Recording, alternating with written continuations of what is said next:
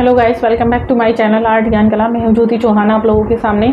और देखिएगा, काफ़ी समय से आप लोग इंतजार कर रहे थे। मेरे पास भी काफ़ी सारी क्वेरीज पड़ी थी इस चीज़ को लेकर कि आपकी जो वैकेंसीज़ हैं वो कब आ रही हैं, और वैकेंसीज़ के रिगार्डिंग आप लोगों को कोर्स भी परचेस करना था। तो काफ़ी सारे बच्चों ने कर भी लिया था।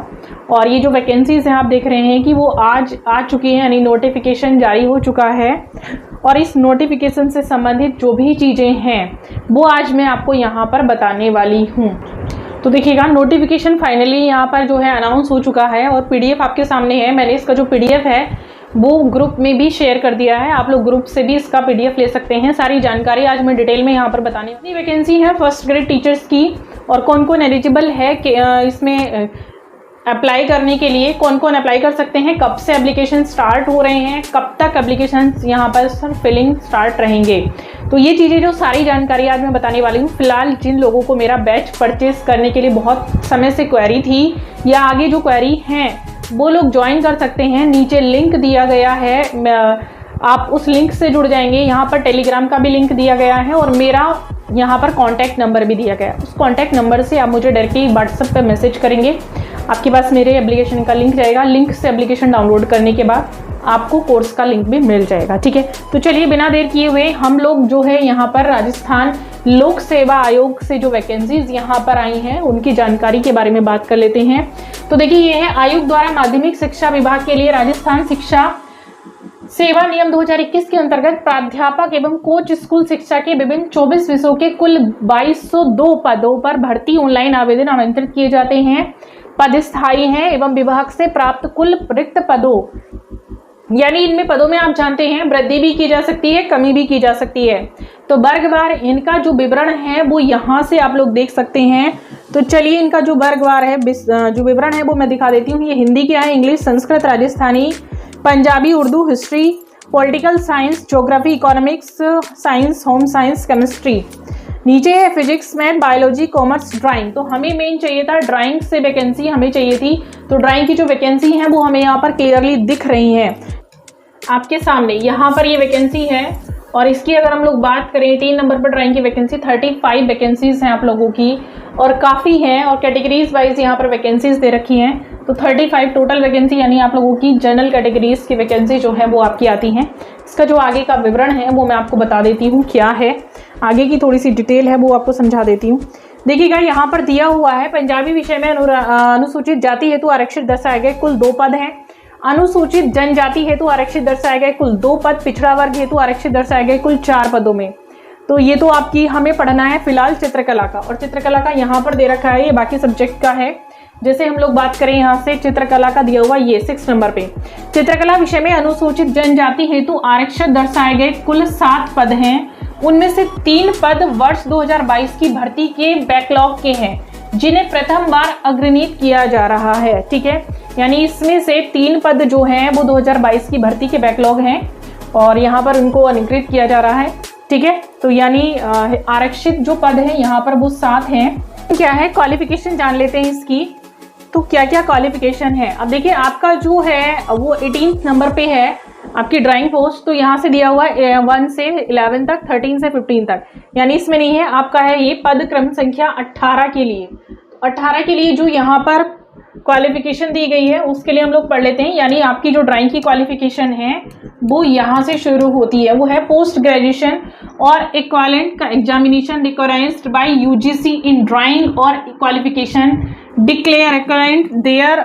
यहाँ पर अगर हम लोग बात करें by the government of diploma 4, यानी 4 या फिर आपके पास 5 ईयर का डिप्लोमा हो इन आर्ट फ्रॉम एनी स्कूल, किसी भी स्कूल या कॉलेज से। जैसे बीएफए आप लोगों ने कर रखा है, एमएफए आप लोगों ने, बीएफए आप लोगों ने कर रखा है, क्योंकि पहले 5 ईयर का होता था तो 5 ईयर भी यहाँ पर मेंशन दिया है।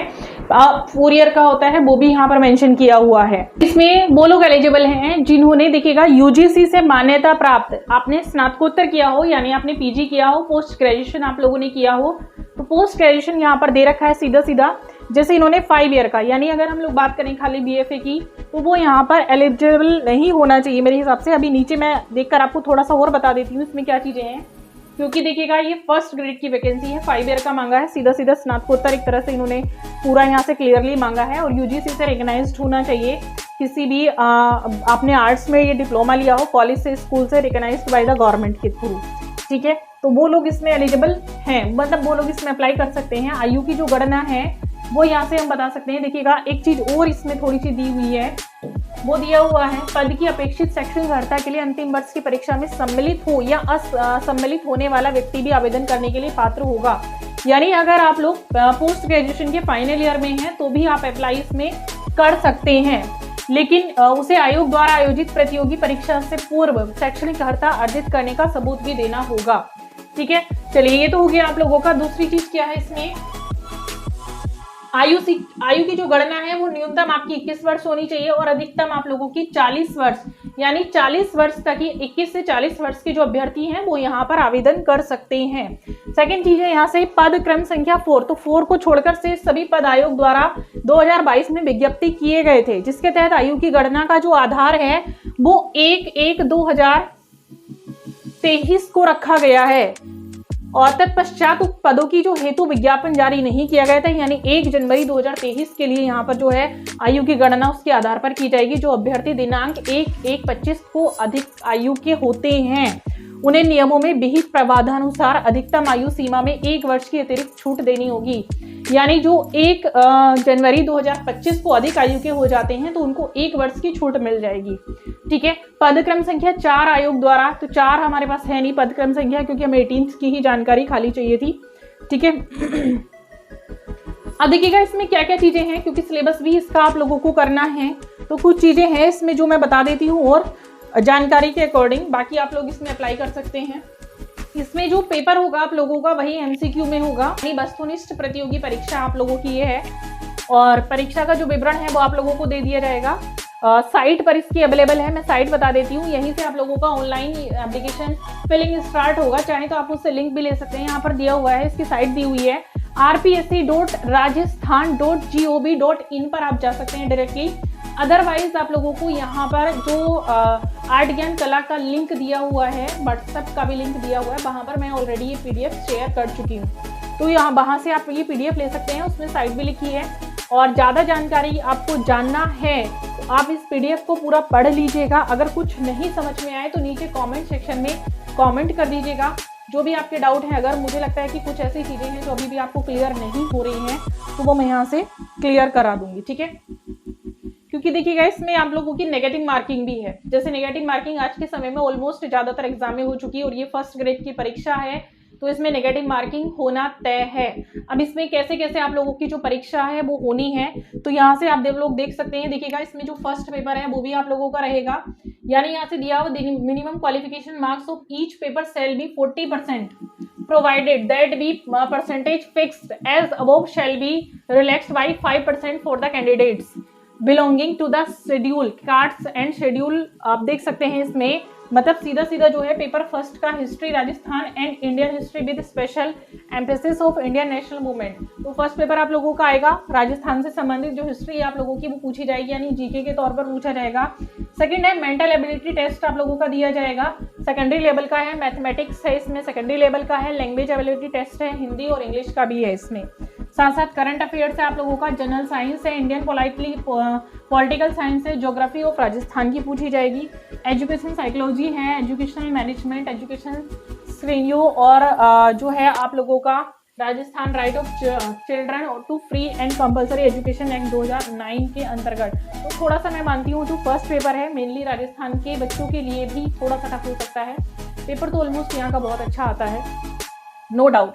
अब मेन आता है आप लोगों का सेकंड पेपर सब्जेक्ट कंसर्न जो पेपर है, तो इसमें knowledge of subject concern senior secondary level की आप लोगों की आएगी। 3 घंटे का पेपर होगा, फर्स्ट का जो है वो 1.5 घंटे का पेपर होगा और जो आप लोगों का कंसर्न सब्जेक्ट का पेपर है वो 3 घंटे का रहेगा। Knowledge of subject concern graduation level से आप लोगों का पूछा जाएगा। Knowledge of subject concern post graduation level का भी पूछा जाएगा। पेडागोजी टीचिंग लर्निंग मटेरियल यहाँ से use of computers and information technology in teaching learning. जैसा कि मैं हमेशा बताती हूँ कि आप लोगों की जो आर्ट है विदाउट कंप्यूटर कुछ भी यूज नहीं है इसका। तो यहाँ से जो टीचिंग लर्निंग एप्लीकेशंस हैं वो क्योंकि केबीएस में भी पूछी जाती हैं आप लोगों की, जैसे इंटरव्यू देने जाते हैं तो यहाँ से भी आप लोगों की वही चीज़ें पूछी जाएंगी। तो यहाँ से उन लोग चीज़ों को भी प्रिपेयर आप लोग कर लेंगे। ठीक है, अब यहाँ से सिलेबस में दिया हुआ है कि examination shall be carry 45 sorry 450 marks and maximum 40 marks shall be awarded for the participation in sports tournament. तो ये सारी आप लोगों के लिए चीज़ें हैं, ये आप पढ़ लीजिएगा और यहाँ पर दिया हुआ है ये सब, ठीक है, पेपर के रिगार्डिंग। तो जो सिलेबस रहेगा, कैसे कैसे मार्किंग है वो भी यहाँ पर दे रखी है, देखिएगा कि किसके लिए कौन सी मार्किंग है, इसको आप पढ़ लेंगे। अगर कुछ लगता है आप लोगों के लिए तो इस पर मैं आप लोगों को दोबारा भी वीडियो बता दूंगी। फिलहाल तो मैं आप लोगों को, मुझे लगता है कि मैंने काफ़ी इन्फॉर्मेशन इसके रिगार्डिंग दे दी है। अगर कुछ है ऐसा जो आप लोगों को क्लियर नहीं हो रहा है तो पहले इसको पढ़ लेंगे और पढ़ने के बाद आप मुझसे पूछ सकते हैं। फिलहाल मैंने आपको बता दी इसकी जो क्वालिफिकेशन है, मेनली यूजीसी से रिकॉग्नाइज्ड जो स्कूल आप लोगों का कॉलेज है, जहाँ से भी संस्था से आप लोगों ने पोस्ट ग्रेजुएशन कर रहे हैं या कर चुके हैं, तो वो लोग इसमें एलिजिबल हैं, वो लोग इसमें अप्लाई कर सकते हैं, ठीक है। तो ये तो थी जानकारी आरपीएससी फर्स्ट ग्रेड टीचर्स की, आप लोग इसमें अप्लाई कर दीजिएगा। एज भी बहुत अच्छे से इसमें मांगी गई है, कुछ ज़्यादा टफ क्राइटेरिया इसमें नहीं दिया गया है। तो मिलेंगे इसके सिलेबस के साथ नेक्स्ट वीडियो में, तब तक के लिए थैंक यू सो मच।